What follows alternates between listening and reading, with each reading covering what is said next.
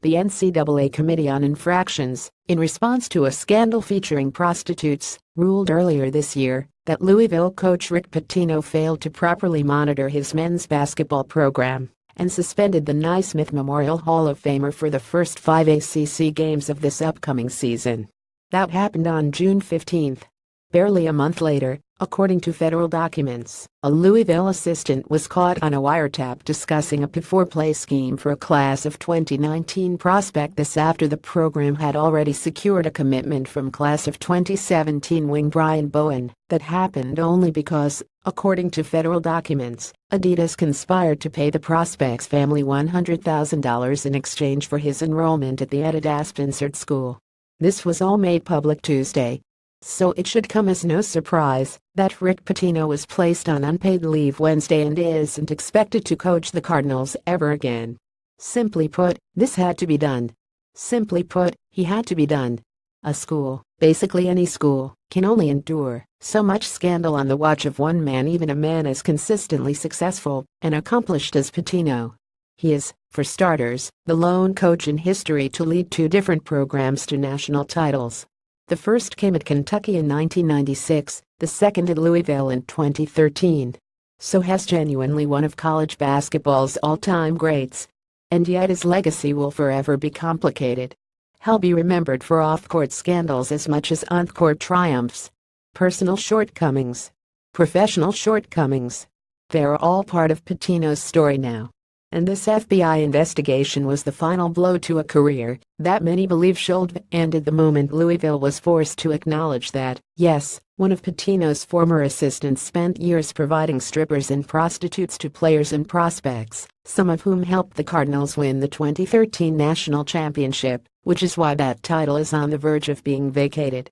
Pitino survived that mess, obviously. But he was never going to survive this mess. And it really doesn't matter what Pitino did or did not know.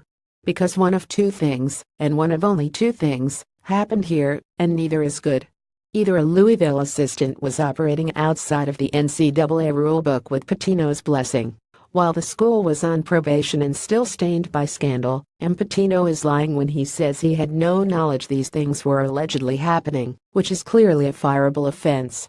Or a Louisville assistant was operating outside of the NCAA rulebook without Pitino's blessing, while the school was on probation and still stained by scandal, which would suggest Pitino has absolutely no control over the people working underneath him, or that has done nothing to convince them the days of blatant cheating have to end, which is clearly a fireable offense.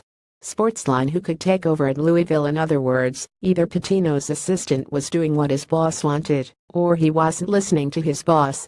You pick which. Doesn't matter to me. But as long as we can agree this FBI investigation proves one of those 2 things, what it also proves is that Pitino could not continue as Louisville's coach. Has either been the brains behind a program that could not stop cheating, even when he must have known any additional scandal would lead to his forced resignation or termination, or has a man incapable of hiring a staff that will follow his public pleas to do things the so-called right way and restore credibility to one of the sport's blue bloods. Both scenarios are bad. Louisville was punished by the NCAA in June. But Louisville never stopped breaking the NCAA's rules. And so a 16-year run featuring 13 NCAA tournament appearances and 3 trips to the Final Four is coming to an end just a few days before the official start of practice for a season in which the Cardinals were expected to compete for another national championship. It's sad but understandable, disappointing but reasonable. Because the truth is that Pitino and his staff gave Louisville no choice. They were fortunate to survive one scandal. They never had a chance to survive another. Because if you can't stop cheating when you've been labeled a cheater and are facing the reality of a banner being removed, odds are you never will. Cardinal authorities Jody Demling, who has been covering the program exclusively for 10 years, knows what went on behind the scenes leading up to Rick Pitino being placed on leave. He's on campus right now with the latest impact on recruiting, the next coach and all of the fallout. If you're a Louisville fan, you won't want to miss it. Visit CardinalAuthority.com now for the very latest.